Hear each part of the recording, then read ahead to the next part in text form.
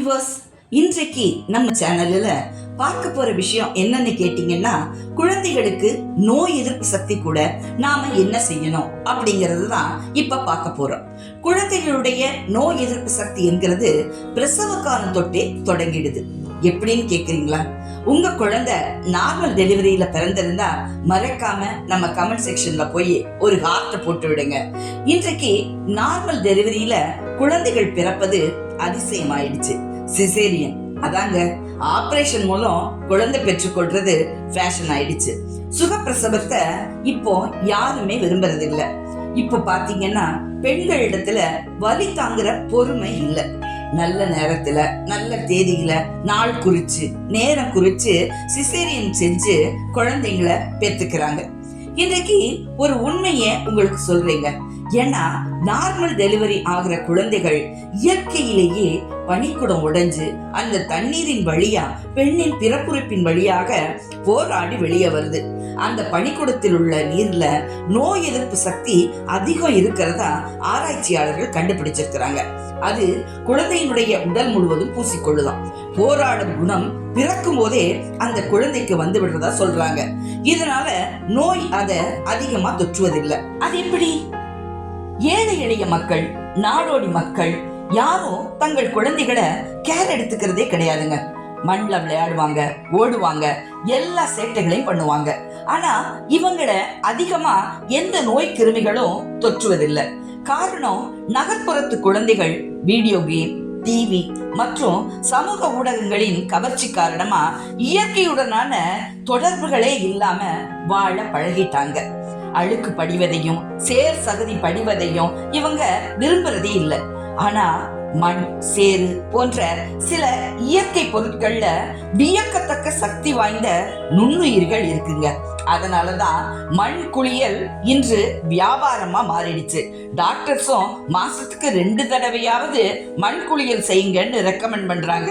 இயற்கையான சூழலில் குழந்தைகள் விளையாடுவதால பல நன்மைகள் இருப்பதாக சமீபத்துல கண்டுபிடிச்சிருக்கிறாங்க. அதனால அடிக்கடி உங்களுடைய குழந்தைகளை பூங்காவுக்கு கூட்டிட்டு போங்க. அது உங்க குழந்தைகளுடைய உடல் ஆரோக்கியத்தை மிகவும் சிறப்பா பாதுகாக்கும். இப்போ உணவு மூலியமா உங்க குழந்தைகளுக்கு நோய் எதிர்ப்பு சக்தி தரக்கூடிய உணவுகள் என்னென்ன, அதன் பயன் என்னென்ன அப்படிங்கிறத பார்க்கலாம். 1. கீரை வகைகள். வளரும் குழந்தைகளுக்கு தினமும் அல்லது வாரத்துல 2 நாள் தொடர்ந்து சாப்பிட கொடுக்கிறது ரொம்ப நல்லது. இதுல அதிக அளவுல அயன், விட்டமின்கள், தாது உப்புக்கள் இருக்கிறதுனால ஆரோக்கியத்தை மேம்படுத்தி ரத்த சோகை ஏற்படாம தவிர்த்திடுதுங்க. 2. காய்கறிகள். உங்களுடைய குழந்தைகளுடைய உணவு பழக்க வழக்கத்துல தினமும் காய்கறிகள் நிச்சயமா இருக்கணும். முக்கியமா பீட்ரூட், கத்தரிக்காய் போன்ற அடர் நிறமுள்ள காய்கறிகள், கேரட், மஞ்சள் மற்றும் பச்சை குடைமிளகாய், மஞ்சள், பூசணி, பீன்ஸ், முட்டைக்கோஸ் மற்றும் காளான் மிகச் சிறந்தது. குறிப்பா மழைக்காலங்கள்ல இந்த காய்கறிகளை சூப்பா வச்சு கொடுத்தீங்கன்னா ரெசிடென்சி பவர் அதிகரிக்கும். அசைவம் சாப்பிடுற குழந்தைகளுக்கு மட்டன் நெஞ்செலும்பு சூப்பு நல்ல சாய்ஸுங்க. 3. தயிர். தயிரில் உள்ள நல்ல ஆன்டி பாக்டீரியாக்கள் கெடுதல் செய்யும் பாக்டீரியாக்களை வரவிடாம தடுக்குது. இதனால குடல் சுத்தமாகி வயிறு இன்ஃபெக்ஷன் ஆகாம உடம்பு ஆரோக்கியமா வைக்க உதவுது. தயிர் பிடிக்காத குழந்தைகளுக்கு மோர் கொடுக்கலாம். 4. பழ வகைகள். ஆப்பிள், வாழைப்பழம், மாம்பழம், கொய்யா, மாதுளைன்னு இப்படி வழக்கமான பழங்களை வாங்கி கொடுக்கறதோட மட்டும் இல்லாம விட்டமின் சி இருக்கும் பழங்களையும் அதிக அளவுல கொடுக்கணும். பப்பாளி, நெல்லிக்காய், சாத்துக்குடி, கமலா ஆரஞ்சு இவைகள்ல புளிப்புத்தன்மை அதிகமா இருக்கிறபடியினால விட்டமின் சி அதிகமா இருக்குது. இது உடம்புல நோய் எதிர்ப்பு சக்தியை அதிகரிச்சு பாக்டீரியா, வைரஸ் கிருமிகளால ஏற்படுகிற தொற்று நோய்களை தடுக்குது. 5. நட்ஸ். பாதாம், பிஸ்தா, அக்ரூட் போன்ற நட்ஸ் மற்றும் உலர் திராட்சை, பேரிச்சம்பழம் போன்ற உலர் பழங்களை தொடர்ந்து கொடுத்துட்டு வர நோய் எதிர்ப்பு சக்தி சீராகும்.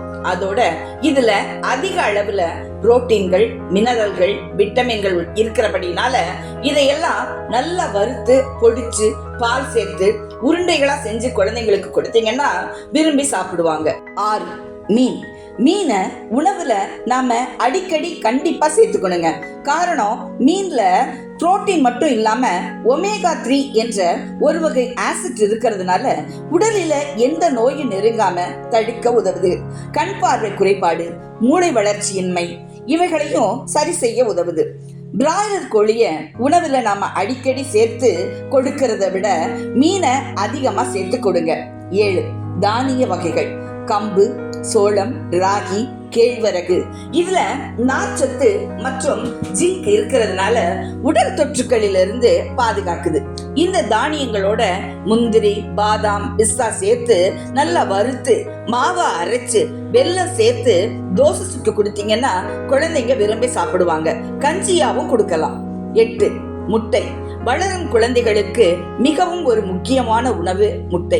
இதுல புரதங்கள் அதிகமா இருக்கிறதுனால உடல் உறுப்புகள் வளரவும், திசுக்களை சீரமைக்கவும், எலும்புகள் மற்றும் பற்களின் உறுதிக்கும் அதிகமா உதவுது. அதோட விட்டமின் டி வேக வைத்த முட்டையில அதிக அளவிலேயே இருக்குது. 9. பூண்டு. பூண்டில் இருக்கிற ஆலிசின் என்ற பொருள் இன்ஃபெக்ஷனால வரக்கூடிய நோய்களை தடுக்கிறதும் இல்லாம இரத்த அணுக்களை உற்பத்தி செய்யுது. காய்ச்சல், சளி அணுகாம பாதுகாக்குது. அதனால தினமும் குழந்தைகள் உணவுல 2 அல்லது 4 பூண்டு கண்டிப்பா அவசியமா சேர்த்துடுங்க. அடுத்து 10. மஞ்சள் தூள். மஞ்சள் தூள்ல ஆன்டிபயோட்டிக்ஸ் மற்றும் ஆன்டிவைரஸ் அதிகமா இருக்கிறதுனால நோய் எதிர்ப்பு சக்தியை அதிகரிக்குது. காய்ச்சல், தொண்டை வலி, இருமல், சளி மற்றும் ரத்தத்தையும் இது சுத்தம் செய்யுது. பாலுல 1/2 டீஸ்பூன் மஞ்சள் தூள் சேர்த்து இரவு பிள்ளைகளுக்கு படுக்க போறதுக்கு முன்னாடி கொடுத்தீங்கன்னா பிள்ளைங்க நல்லா தூங்குவாங்க. என்ன வியூவர்ஸ், இன்னைக்கு உங்களுக்கு இந்த டிப்ஸ் எல்லாம் பிடிச்சிருக்குன்னு நான் நம்புறேன். மறக்காம லைக் பண்ணுங்க, ஷேர் பண்ணுங்க, சப்ஸ்கிரைப் பண்ணுங்க. Okay, thank you, bye bye.